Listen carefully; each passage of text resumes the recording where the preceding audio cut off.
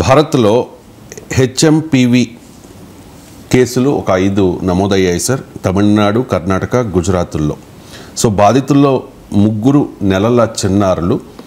పాత వైరస్సే, ఇది ప్రాణాంతకం ఎట్టి పరిస్థితుల్లోనూ కాదు అని చెప్పి కేంద్ర ప్రభుత్వం చెబుతోంది. నిరంతరం పర్యవేక్షణ జరుగుతోంది అని చెప్పి కేంద్ర రాష్ట్ర ప్రభుత్వాలు కూడా చెప్తున్న పరిస్థితి. ఇది మహమ్మారి కాదు, మామూలు వైరస్సే, ఇది గతంలో కూడా ఉంది, భయపడాల్సిన అవసరం లేదు అనేది ప్రభుత్వాలు అలాగే వైద్యులు చెప్తున్నమాట. నిజంగా భయపడాల్సిన అవసరం లేదా? ఒక ప్యానిక్నెస్ అనేది క్రియేట్ అవుతుంది సార్ దేశవ్యాప్తంగా. అంటే ప్యానిక్ క్రియేట్ కావటానికి కారణము ఈ వైరస్ గురించి తెలుసు కాదు, ఈ వైరస్ ప్రభావాన్ని చూసి కాదు. అంటే వైరస్ గురించి తెలిసి ఈ వైరస్ ప్రభావాన్ని చూసి ప్యానిక్ అయితే అది రియల్ ప్యానిక్. ఈ ప్యానిక్ ఇది మోర్ సైకాలజికల్ ఇన్ క్యారెక్టర్. దానికి కారణం ఏంటంటే ఒకటి ఇది కూడా చైనాలో కేసెస్ పెరగడము, చైనా పట్ల అనుమానంతో ప్రపంచం ఉండడము, కోవిడ్ కూడా చైనా నుంచి స్టార్ట్ అయ్యి వుహాన్లో ప్రపంచమంతా బీభత్సం సృష్టించడం ఒక కారణము. రెండో కారణం ఏంటంటే మనకు పాండమిక్ మహమ్మారి కోవిడ్ అనుభవము ఇంకా మన మైండ్స్లో ఫ్రెష్గా ఉండడము, ఆ లాక్డౌన్లో ఆ భయంకరమైన పరిస్థితులు ఇవన్నీ మనం అనుభవించి ఉన్నాం. రెండో కారణం. అందువల్ల ఈ ప్యానిక్ బేసిస్ సైంటిఫిక్ కాదు, మోర్ సైకలాజికల్. సైంటిఫిక్ బేస్ ఎప్పుడవుతుంది అంటే ఈ వైరస్ను స్టడీ చేసిన శాస్త్రవేత్తలు ఇది చాలా ప్రమాదకరమని గుర్తించినప్పుడు, లేదా అనుభవంలో ఇది చాలా విస్తృతంగా మన పైన ప్రభావం చూపుతున్నప్పుడు ఆ ప్యానిక్ నిజమైన ప్యానిక్. ఇది నిజమైన ప్యానిక్ కాదు, ఇది సైకలాజికల్ ప్యానిక్, ఇది ఎమోషనల్ ప్యానిక్. అంటే ఒక భయోత్పాతాన్ని చూసిన ఎవరైనా ఒక భయోత్పాతం వస్తుందేమోనన్న అనుమానం ఉండడంలో ఆశ్చర్యం లేదు.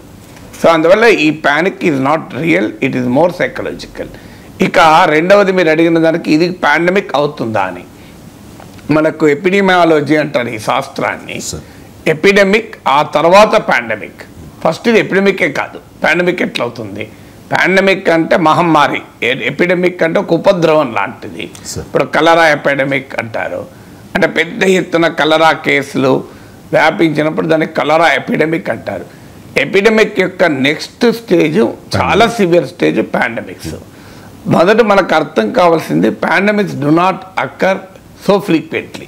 అంటే ఇప్పుడు ఉదాహరణకు మీకు లాస్ట్ పాండమిక్ మనకి ఎప్పుడు వచ్చింది? ఒక 100 years క్రితం వచ్చింది. కలరా. సో కలరా కాదు, కలరా ఎపిడెమిక్, పాండమిక్ కూడా కాదు. మనకు అప్పుడు ఆ టైంలో మీకు నియర్లీ 100 years కింద వచ్చింది ఫస్ట్ అప్పుడు మనకు పాండమిక్. సో అప్పుడు పెద్ద ఎత్తున జనం చనిపోయారు ఆ రోజుల్లో. సో కానీ pandemics are comes once in a century. చాలా తొందరగా రావు, 2 ఏళ్లకు 3 ఏళ్లకు 5 ఏళ్లకు అని రాదు, ఇది మొదటిది. అందువల్ల ఈ ఎపిడమిక్లే చాలా రేర్గా వస్తాయి, ఎపిడమిక్స్ కూడా అంత ఫ్రీక్వెంట్గా రావు. సో అందువల్ల ఇది మొదటిగా మనకు అర్థం కావాల్సింది, pandemics do not come so frequently. అందువల్ల కోవిడ్ వచ్చి మనకు 5 ఏళ్ళు అయిపోయింది దాదాపు, మన 2020లో కదా. సో ఈ 5 yearsలో మళ్ళీ వెంటనే ఇంకో పాండమిక్ అనేది రాదు, అంత సులభం కాదు. అయితే చరిత్రలో ఇక భవిష్యత్తులో పాండమిక్స్ రావా ఆ గ్యారంటీ ఎవరూ ఇవ్వలేము. ఎందుకంటే there is every possibility but not so soon అనేది మొదటి పాయింట్. రెండో పాయింట్ ఏంటంటే చైనాలో కూడా ఇది ఏ స్థాయిలో బీభత్సాన్ని సృష్టిస్తోంది. సోషల్ మీడియా యుగంలో ఏమవుతుందంటే వీడియోలను సృష్టించడం పెద్ద కష్టం కాదు, పాత వీడియోలను కొత్త వీడియోలుగా ప్రమోట్ చేయడం కూడా పెద్ద ఆశ్చర్యమేమి కాదు. ఇప్పుడు చైనాలో ఉన్నటువంటి సీక్రసీ కారణాల రీత్యా చైనా నిజం చెప్పినా నమ్మే పరిస్థితిలో ప్రపంచం లేదు కనుక ఈ వీడియోలన్నీ నిజమే అనే రీతిలో సర్క్యులేట్ అవుతున్నాయి. అందులో ఇప్పుడున్న ఆథెంటిక్ రిపోర్ట్స్ అయితే వరల్డ్ హెల్త్ ఆర్గనైజేషన్ కూడా, ప్రపంచ ఆరోగ్య సంస్థ కూడా చైనా నుంచి వస్తున్న ఈ వార్తల్ని ధృవీకరించడం లేదు. అంటే ఇది ఉపద్రవం అని ధృవీకరించడం లేదు. చైనా ధృవీకరణ వరల్డ్ హెల్త్ ఆర్గనైజేషన్ పైన గతంలో కూడా విమర్శలు చైనాకు అనుకూలంగా ఉంది అని, నేను అందుకే దాన్ని తీసుకోవడం లేదు. కానీ centre for disease control and prevention CDC United states, అలాగే భారత ఆరోగ్య మంత్రిత్వ శాఖ, ఇప్పుడు జగత్ ప్రకాష్ నడ్డా మన హెల్త్ మినిస్టర్ కూడా నిన్న చాలా వివరంగా మాట్లాడారు, జేపీ నడ్డా. సో ఈ భారత ప్రభుత్వం కానీ, భారతదేశంలో ఉన్న సెంటర్ ఫర్ డిసీజ్ కంట్రోల్ కానీ, director general of medical services కానీ, అమెరికాలో ఉన్న centre for disease control and prevention కానీ, ఇప్పటి వరకు చైనాలో ఇది భయంకరమైన బీభత్సాన్ని సృష్టిస్తుంది అన్నదాన్ని ధృవీకరించలే. Forget about WHO. ఎందుకంటే అమెరికా కానీ ఇండియా కానీ చైనాకు వంతపాడాల్సిన అవసరం లేని దేశాలు కనుక ఈ రెండు దేశాల వైద్య వ్యవస్థల ధృవీకరణ అనేది చాలా కీలకం. అందువల్ల చైనాలో బీభత్సం జరుగుతోంది అని సోషల్ మీడియా చేస్తున్న ప్రచారాన్ని అమెరికా కానీ భారతదేశంలో ఉన్న వైద్య వ్యవస్థలు ధృవీకరించలేదు. అందువల్ల సోషల్ మీడియాలో వచ్చే వీడియోలో నమ్మకండి. చైనాలో కూడా ఇప్పుడు వరకు ఉన్న వార్తలు ఏంటంటే ఇది నార్థన్ ప్రావిన్స్లో మాత్రమే కొన్ని కేసులు పెరిగిన మాట నిజం. ఇది రెండవ ఫ్యాక్టర్. ఇక మూడో ఫ్యాక్టర్ ఏంటంటే ఎనీ వైరస్ దేనిపైన ఆధారపడి ఉంటుంది, దాన్ని పాండమిక్ స్థాయికి వెళ్తుందా అనేది. మొదటిది ఈ వైరస్ స్వభావం ఏంటి అని. ఇది కోవిడ్ వైరస్ ఫ్యామిలీ నుంచి వచ్చిన వైరస్ కాదు. ఇది చాలా కీలకమైన పాయింట్, మనకు అందరికి అర్థం కావాల్సింది. శాస్త్రవేత్తలు చెప్పేది వైరస్లు కూడా డిఫరెంట్ ఫ్యామిలీస్ నుంచి వస్తాయి. ఇది RSV అనే వైరస్ ఇప్పటికే మనకు ప్రపంచంలో సర్క్యులేట్ అవుతూ ఉంది. RSV అనే ఫ్యామిలీ, RSV ఇప్పుడు HMPV human metapneumovirus ఒకే ఫ్యామిలీకి చెందినవి. కోవిడ్ అనేది వేరే ఫ్యామిలీకి చెందింది. ఇప్పుడు మీకు అది ఎనిమల్స్లో కూడా ఒకే ఫ్యామిలీ ఉంటుంది, వెజిటబుల్స్లో కూడా ఒకే ఫ్యామిలీ ఉంటుంది. ఇప్పుడు మీకు చిక్కుడుకాయ, అలచంతకాయ, బొబ్బర్లు ఇవన్నీ ఒకే రకంగా ఉంటాయి. అందువల్ల this is a similar family కాదు, కోవిడ్ ఫ్యామిలీ వైరస్ కాదు ఇది. అందువల్ల ఆ మ్యుటేషన్ ఏదో అనుకొని కరోనా యొక్క రూపాంతరాల్లో భాగం అనుకుంటే పొరపాటు. రూపాంతరం కాదు, ఫ్యామిలీయే వేరు. ఇది మనకు థర్డ్ ఫ్యాక్టర్. ఫోర్త్ ఫ్యాక్టర్ ఏంటంటే ఈ వైరస్ గురించి మనకు ఇప్పటికీ తెలుసా తెలియదా. తెలిస్తే దానికి తగ్గట్టుగా మన ప్రిపరేషన్ అవుతుంది, తెలియకపోతే మనం ప్రిపేర్ కాలేము. సో ఇక్కడ HMPV గురించి మనకు పూర్తిగా అవగాహన ఉన్న వైరస్ ఇది. It is not a new virus. 2001లో నెదర్లాండ్స్లో స్టార్ట్ అయింది ఇది. అంతకుముందు కొన్ని పరిశోధనల ప్రకారము దీని స్ట్రెయిన్స్ ఈవెన్ 1950sలోనే కనుగొన్నారని. అఫీషియల్గా కేసు నమోదైంది మాత్రం 2001లో నెదర్లాండ్స్లో మొట్టమొదటి కేసు అఫీషియల్గా నమోదైంది. సో అందువల్ల ఇది నోన్ వైరస్. అందువల్ల 23 ఏళ్ల క్రితమే అధికారికంగా నమోదైన వైరస్ ఇది. ఇక కొన్ని శాస్త్ర పరిశోధనల ప్రకారం అయితే ఇది 70 ఏళ్ళుగా తెలిసిన వైరస్ అనేది ఇంకో వాదన. బట్ ఏదైనా అధికారికంగానే గుర్తించబడి కూడా 23 ఏళ్ళు అయిపోయింది. ఇందుకు భిన్నంగా కోవిడ్ వైరస్ అనేది ఆల్ ఆఫ్ ఎ సడన్ మనం చూసిన వైరస్ కాదు, శాస్త్రవేత్తలు చూడని వైరస్. అందువల్ల దాని బీభత్సాన్ని అది ఎలా బిహేవ్ చేస్తుంది, అది ఎలా ప్రోగ్రెస్ అవుతుంది, దాని ప్రాగ్నోసిస్ అంటారు వైద్య శాస్త్రంలో. ఆ ప్రాగ్నోసిస్ అనేది మనకు తెలియదు. అందువల్ల అంత బీభత్సం సృష్టించింది. ఇది 4వ ఫ్యాక్టర్. 5వ ఫ్యాక్టర్ ఏంటంటే ఆ వైరస్కు మనకు ఇమ్యూనిటీ ఉందా లేదా. ఎందుకంటే మనం గతంలో కూడా కోవిడ్ అప్పుడు చదువుకున్నాం, ఒక వైరస్కు మనకు ఇమ్యూనిటీ ఉంటే అది వ్యాక్సిన్ రూపంలో అక్వైర్డ్ ఇమ్యూనిటీ కావచ్చు, ఎక్స్పోజర్ రూపంలో ఇమ్యూనిటీ కావచ్చు. అఫ్కోర్స్ ఎక్స్పోజర్ అంటే గతంలో మనకు ఆ వైరస్ సోకి ఉంటే మన శరీరంలో యాంటీబాడీస్ ఫామ్ అయ్యి, అంటే శరీరానికి ఉండే డిఫెన్స్ మెకానిజం యొక్క గొప్పతనం ఏంటంటే మనకు ఏదైనా బయట నుంచి ఏలియన్ ఆర్గానిజమ్స్ మన దీనికి దాడి చేసినప్పుడు మన శరీర వ్యవస్థ దాన్ని బలవంతంగా ఎదుర్కొంటుంది, వదిలేయదు, తట్టుకుంటుంది, ప్రతిఘటిస్తుంది. ఈ ప్రతిఘటించే క్రమంలో అది మన శరీరము కొంత సామర్థ్యాన్ని సంతరించుకుంటుంది. దాన్నే మనం ఇమ్యూనిటీ అంటాం. సో ఇక్కడ మీకు ఈ ఇమ్యూనిటీ 2 రకాలుగా వస్తుంది. ఒకటి past exposure to the virus, అంటే ఆ వైరస్ మన గతంలో సోకి ఉంటే మనలో కొంత ఇమ్యూనిటీ అవుతుంది. అయితే ఇది పార్షియల్ ఇమ్యూనిటీ, ఇది ఫుల్ ఇమ్యూనిటీ కాదు. అందుకే వ్యాక్సినేషన్లు కూడా ఇస్తారు. సో ఇది వ్యాక్సినేషన్ ఏమో more scientific measured immunity create చేయడం. సో అందువల్ల ఇక్కడ పాస్ట్ ఇమ్యూనిటీ దీనికి ఉందా లేదా అని ఇక్కడే మనకు కీలకమైన తేడా. కోవిడ్కు అంతకుముందు ఇది కొత్త వైరస్ కనుక, అంతకుముందు మనకు ఎక్స్పోజర్ లేదు కనుక ప్రపంచ జనాభాలో ఎవరికీ ఇమ్యూనిటీ లేదు. ఇమ్యూనిటీ లేనప్పుడు అది చాలా సులభంగా వ్యాపిస్తుంది. అందువల్ల ఆ స్ప్రెడ్ అనేది కూడా పాపులేషన్కు ఉండేటువంటి ఇమ్యూనిటీని బట్టి ఉంటుంది. సో పాపులేషన్కి ఇమ్యూనిటీ ఉంటే అది తక్కువ స్ప్రెడ్ అవుతుంది. పాపులేషన్కి ఇమ్యూనిటీ లేనప్పుడు అది చాలా వేగంగా అది స్ప్రెడ్ అవుతుంది. కోవిడ్ విషయంలో మనకు ఇమ్యూనిటీ లేదు కనుక ఫాస్ట్గా స్ప్రెడ్ అవుతూ వచ్చింది. దీనికి అడ్వాంటేజ్ ఏంటంటే ఇప్పుడు 23 ఏళ్ళుగా మన ప్రపంచ అంతా ఈ వైరస్ తిరిగింది. America, UK, India. ఇప్పుడు అధికారికంగా కేసులు గుర్తిస్తున్నాం, కానీ ఇంతవరకు కేసులు ఎప్పుడో వచ్చి ఉంటుంది. మనకు రాకపోవడం క్వశ్చనే లేదు. ఇప్పుడు భారతదేశంలో కూడా 10 ఏళ్ళు దాటిన వాళ్ళందరికీ ఈ వైరస్ ఎన్నడో ఒకసారి జీవితంలో సోకి మనకు కొంత ఎక్స్పోజర్ ఉంటుంది, మీకైనా నాకైనా. సో అది అఫీషియల్గా ఇప్పుడు గుర్తించాం అంతే తేడా తప్ప ఈ వైరస్ మనకు తెలియంది కాదు, పాపులేషన్లో లేనిది కాదు. అందువల్ల 23 ఏళ్ళుగా ప్రపంచమంతటా సర్క్యులేషన్ ఉంది. చైనాలోనే కాదు, ఇండియాలో కూడా సర్క్యులేషన్ ఉంది. నేను అందుకే అనేది ఇది చైనాలోని వుహాన్లో పుట్టింది కోవిడ్ వైరస్ అయితే ఇది నెదర్లాండ్స్లో పుట్టిన వైరస్. అందువల్ల అమెరికా, యూకేలో కూడా ఈ వైరస్ ఉంది ఇదివరకే. సో అందువల్ల పాపులేషన్లో ఈ వైరస్ ఉంది కనుక, పాస్ట్ ఇమ్యూనిటీ దీనికి ఉంది కనుక ఇది కోవిడ్ లాగా వైరల్గా స్ప్రెడ్ కాదు. ఎందుకంటే ప్రజలకు ఆల్రెడీ ఇమ్యూనిటీ ఉంది. ఇది 5వది. 6వది ఏంటి అంటే వైరాలిటీ అంటారు దీన్ని. అంటే ఒక వైరస్కి ఉండేటువంటి లక్షణం, ఇప్పటిదాకా నేను సమాజానికి ఉన్న లక్షణాలు చెప్పాను. వైరస్కి ఉండే లక్షణాల్లో 6th పాయింట్ ఏంటంటే వైరాలిటీ ఆఫ్ ది థింగ్. ఇప్పుడు మీకు కోవిడ్లో కూడా తీసుకుంటే కొన్ని వేరియంట్లు ఇప్పుడు 2nd ఫేజ్లో చాలా సివియర్గా వచ్చింది, 3rd ఫేజ్లో అంత సివియర్గా రాలేదు, 4th ఫేజ్కి వచ్చేవరకు ఇంకా వీక్గా వచ్చింది. సేమ్ కోవిడ్ రూపాంతరమే. మళ్ళీ కోవిడ్ యొక్క వేరియంట్లు కూడా అన్నీ ఒకే రకమైన వైరాలిటీని ప్రదర్శించలేదు, మనకు గుర్తుండే ఉంటుంది. 2nd వేవ్లో వచ్చిన వేరియంట్ మాత్రం చాలా బీభత్సాన్ని సృష్టించింది, కానీ 3rd వేరియంటే మీకు అంత బీభత్సం లేదు, 4th వరకు ఇంకా తగ్గిపోయింది. అందువల్ల కోవిడ్కి ఉన్న వేరియంట్లు కూడా అన్నీ ఒకే రకమైన వైరాలిటీని ఎగ్జిబిట్ చేయలే.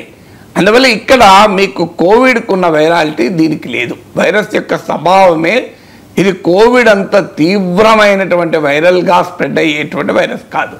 రెండు ఒకే రకంగా స్ప్రెడ్ అవుతాయి. ఇప్పుడు ఉదాహరణకు రెస్పిరేటరీ డ్రాప్లెట్స్ అంటారు. అంటే మనం మాట్లాడినప్పుడు, మనం దగ్గినప్పుడు, అంటే ఈ వైరస్ సోకిన పేషెంట్ దగ్గినప్పుడు, తుమ్మినప్పుడు ఆ డ్రాప్లెట్స్ పడతాయి. ఆ డ్రాప్లెట్స్కు డైరెక్ట్ ఎక్స్పోజర్ అయినప్పుడు కోవిడ్ అయినా ఇదైనా పెరుగుతుంది. అలాగే కంటామినేటెడ్ సర్ఫేసెస్ అంటారు. ఇప్పుడు నాకు ఈ వైరస్ సోకుంటుంది, నేను దగ్గుతాను, తుమ్ముతాను, అది టేబుల్ మీద డ్రాప్లెట్స్ పడతాయి.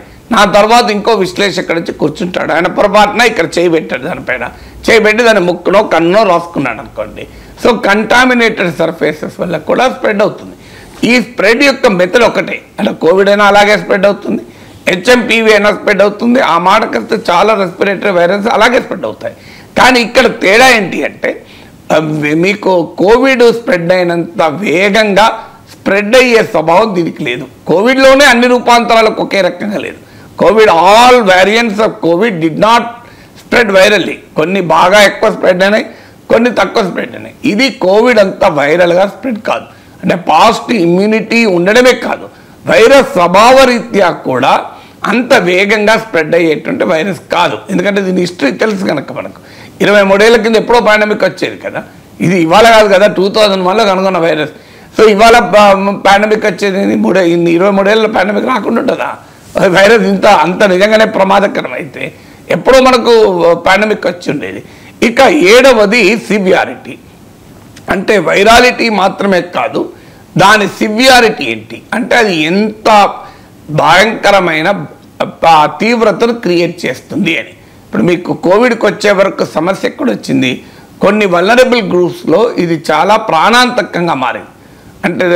అంటే సిమ్టమ్స్ మైల్డ్ నుంచి అసలు నో సిమ్టమ్స్ నుంచి, కొంతమందిలో నో సిమ్టమ్స్, కొంతమందిలో మైల్డ్ సిమ్టమ్స్, కొంతమందిలో సివియర్ సిమ్టమ్స్, కొంతమందిలో హాస్పిటలైజేషన్, కొంతమందిని ఐసీయూ వరకు కూడా తీసుకెళ్ళింది, ఆఖరి కొంతమందిని లేకుండా కూడా చేసింది.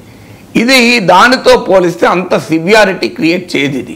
అందువల్ల ఇప్పటి వరకు దీని హెచ్ఎంపీవీ యొక్క ప్రోగ్రెస్ను పరిశీలించిన శాస్త్రవేత్తలు, వైద్య నిపుణులు చెప్పేది ఏంటంటే ఇది కోవిడ్ అంత సివియారిటీని క్రియేట్ చేయదు. అందువల్ల ఇప్పటి వరకు మైల్డ్ ఇన్ఫెక్షన్స్ మాత్రమే క్రియేట్ చేసింది. అందువల్ల it is like a common cold. అంటే మనకు జలుబు, దగ్గు, బొంగురు గొంతు, సోర్ థ్రోట్, కొన్ని కేసుల్లో మాత్రమే ఫీవరు, ఇంకా కొన్ని కేసుల్లో మాత్రం బ్రీతింగ్ ప్రాబ్లమ్స్ వరకు పోవచ్చు. బ్రాంకైటిస్, న్యూమోనియా అనేది చాలా రేర్గా కూడా ఎక్స్టెండ్ కావచ్చు. అందువల్ల దీని సివియారిటీలో కూడా కోవిడ్తో పోలిస్తే వైరాలిటీలో తేడా ఉంది, సివియారిటీలో తేడా ఉంది. ఇక 8వది అక్రాస్ ద పాపులేషన్ ఎఫెక్ట్ చేస్తుందా, కొన్ని సెలెక్టెడ్ గ్రూప్స్లోనే ఇది ఎఫెక్ట్ చేస్తుందా అనేది. కోవిడ్కి వచ్చే సమస్య ఏంటంటే వల్నరబుల్ గ్రూప్స్లో ఎక్కువ ప్రభావాన్ని చూపినా అది అక్రాస్ ద పాపులేషన్ స్ప్రెడ్ అయింది. మీకు పిల్లల్లో స్ప్రెడ్ అయింది, పెద్దల్లో స్ప్రెడ్ అయింది, వయసున్న వాళ్ళలో స్ప్రెడ్ అయింది. ఆ మాటకు వస్తే కొంత పిల్లలు మోర్ ఇమ్యూనిటీ చూపెట్టారు. మీరు మనం ఆ రోజుల్లో మనం చర్చించుకున్నాం కూడా కోవిడ్. సో కానీ దీనికి ఉన్న స్వభావం ఏంటంటే 8వ పాయింట్, కోవిడ్ లాగా పాపులేషన్లోని అన్ని గ్రూపుల్లోకి ఇది స్ప్రెడ్ అయ్యే స్వభావాన్ని రిలేటివ్లీ తక్కువ. ఇది ఇప్పటి వరకు ఉన్న అనుభవం ఏంటంటే very young children and very old people, అంటే below 5 years to above 65 years, మరి ఇంకా కావాలంటే బిలో 14 years. అందుకే మీరు గమనించండి, ఇప్పుడు రిపోర్ట్ అయిన 5 కేసుల్లో కూడా ఒక బిడ్డ 8 సంవత్సరాల శిశువు, 8 నెలల శిశువు. మీకు కేసులు అన్నీ చూడండి, 5లో 3 వెరీ యంగ్ పిల్లలు. సో అందువల్ల ఇది భయపడడానికి కూడా అదే కారణం. ఎందుకంటే వెరీ యంగ్ పైన వెరీ ఓల్డ్ పైన మనకి ఎక్కువ టెన్షన్ కూడా ఉంటుంది. కానీ అదొక అడ్వాంటేజ్ కూడా ఏంటంటే ఇది పాపులేషన్లోని అన్ని గ్రూపుల్లోకి ఇది ఎక్స్పాండ్ అయిన చరిత్ర లేదు దీనికి. ఇది కొన్ని మోస్ట్ వల్నరబుల్ గ్రూప్స్ అయినా very young and very old పైన ఎక్కువ ప్రభావం చూపుతుంది. అందుకే మిగతా మీకు మిడిల్ ఏజ్ మీద ఇది ఎక్కువ ప్రభావం చూపడం లేదు ఇది హెచ్ఎంపీ. ఇది 8th ఫ్యాక్టర్. 9th ఫ్యాక్టర్ ఏంటంటే వైరల్ మల్టిప్లికేషన్ అంటారు. అంటే ఒక వైరస్ నిరంతరం మార్పు చెంది మ్యుటేషన్ అంటారు. వైరస్లు చాలా వేగంగా మ్యుటేట్ అవుతూ ఉంటాయి, కొత్త కొత్త వేరియంట్లు క్రియేట్ అవుతూ ఉంటాయి. ఆ వేరియంట్లు మనము జినోమిక్ ఎనాలిసిస్ అంటారు, దాని జన్యుపరమైన విశ్లేషణ చేస్తూ ఉంటారు. చేసి ఇది వైరాలిటీ ఎంత, సివియారిటీ ఎంత, దీనికి మ్యుటేషనల్ కెపాసిటీ ఎంత అని. కోవిడ్తో పోలిస్తే హెచ్ఎంపీవీకి ఉన్న మ్యుటేషనల్ కెపాసిటీ కూడా రిలేటివ్లీ తక్కువగా కనబడుతుంది. కోవిడ్ చాలా వేగంగా మ్యుటేట్ అవుతూ వచ్చింది. సో కానీ ఇప్పుడు హెచ్ఎంపీవీ 23 ఏళ్ళుగా పాపులేషన్లో ఉంది. ఎన్ని రూపాంతరాలు రావాలి ఇప్పటికీ? ఎందుకంటే దాని మ్యుటేషన్ యొక్క లక్షణం ఏంటి? మన శరీరంలో ప్రవేశించి మళ్ళీ బయటకు వచ్చే వరకు అది కొత్త రూపాంతరాన్ని సంతరించుకుంటుంది. సో అందువల్ల ఇది అంత మ్యుటేషన్ మీకు కాదు అంటున్నారు శాస్త్రవేత్తలు. So I'm just summarising what the doctors and experts are telling. ఇక 10వది preparedness of the system. So Covid వచ్చినప్పుడు ఏంటంటే మనకు అది తెలియదు, అది ఏందో తెలియదు, ఆ వైరస్ అది ఎలా బిహేవ్ చేస్తుందో తెలియదు, అది ఎవరిని ఎఫెక్ట్ చేస్తుందో తెలియదు, అది ఎలా వ్యాపిస్తుందో తెలియదు, దానికి మందు లేదు, వ్యాక్సిన్ లేదు, ఏది లేదు. ఇప్పుడు వచ్చేవరకు ఏంటంటే వ్యవస్థలన్నీ ప్రిపేర్ అయి ఉన్నాయి. కొంతమంది శాస్త్రవేత్తలు ఇక్కడ ఒక తేడా కూడా ఉంది. మీకు కోవిడ్కోమో కొన్ని యాంటీవైరల్ ట్రీట్మెంట్ ప్రోటోకాల్ డెవలప్ అయి ఉన్నాయి, ఇప్పటికీ వ్యాక్సినేషన్ కూడా ఉంది.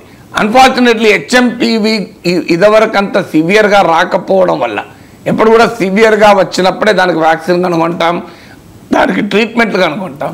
ఇది అంతవరకు ఇప్పటి వరకు బీభత్సాన్ని సృష్టించలేదు కనుక దీనికి ప్రత్యేకంగా వ్యాక్సిన్ లేదు, యాంటీవైరల్ ట్రీట్మెంట్ లేదు.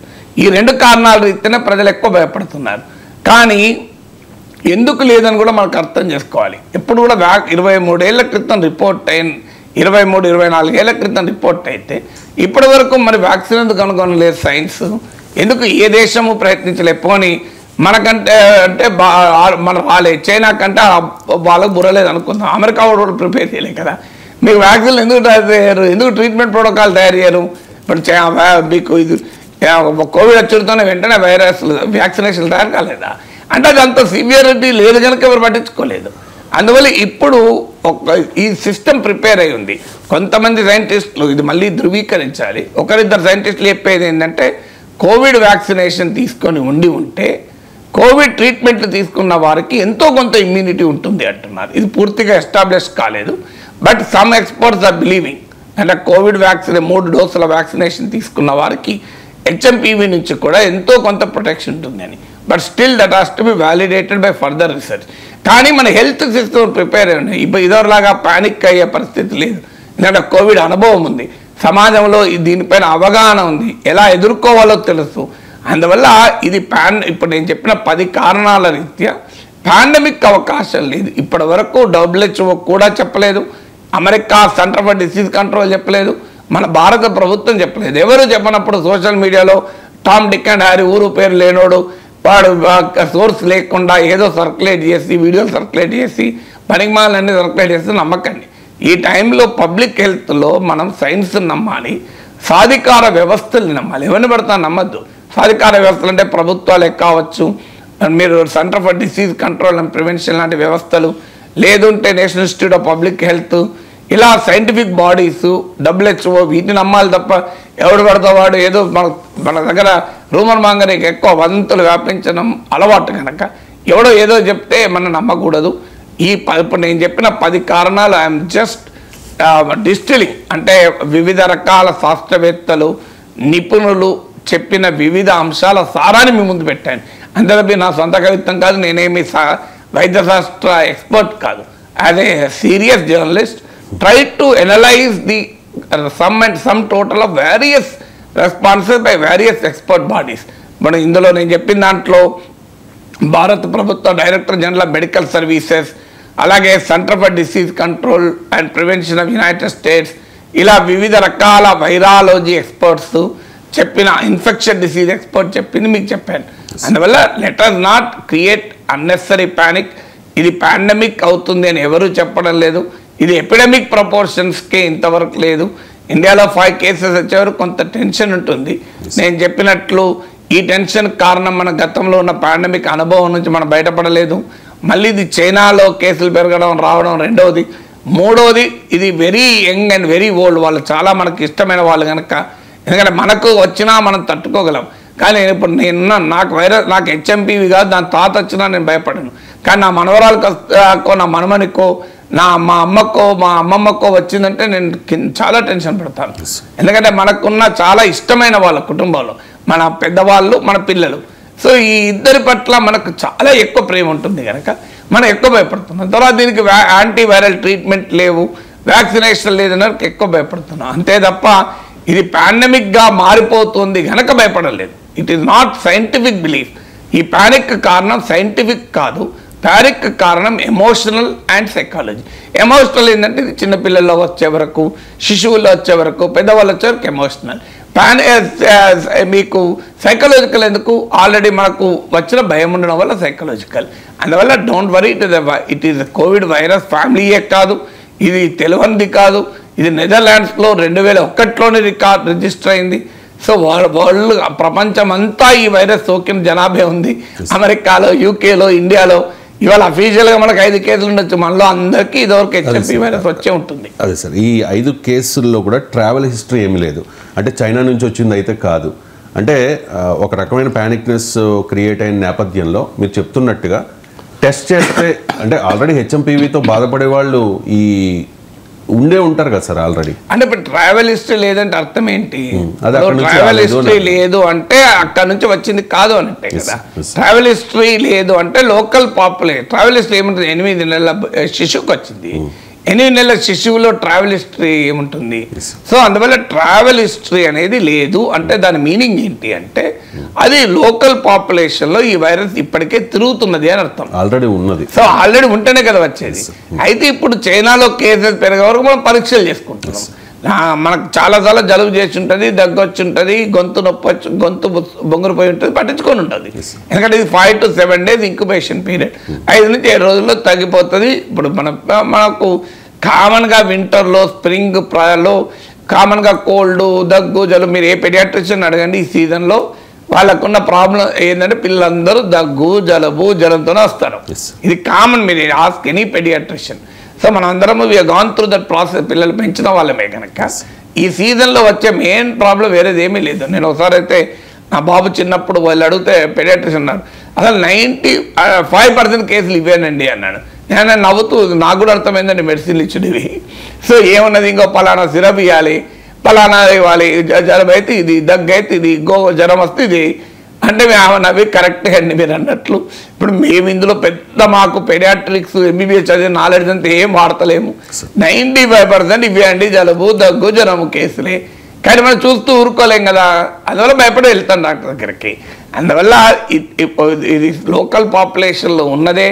అందుకే నేను చెప్పింది పాస్ట్ ఇమ్యూనిటీ ఉంది. అందువల్ల మనం తొందరపడి కంక్లూజన్ రావద్దు. దీని పాస్ట్ ఇమ్యూనిటీ మనకుందా, ఇది వైరాలిటీ ఎంత, దీని మ్యుటేషనల్ కెపాసిటీ ఎంత, సివియారిటీ ఎంత, ఇవన్నీ మనం లేకుండా ఏదో మనకు ఎవడో ఏదో వాట్సాప్లో పంపితే అది 100 మంది షేర్ చేసి టెన్షన్ పెట్టుకోకండి, టెన్షన్ పెంచకండి.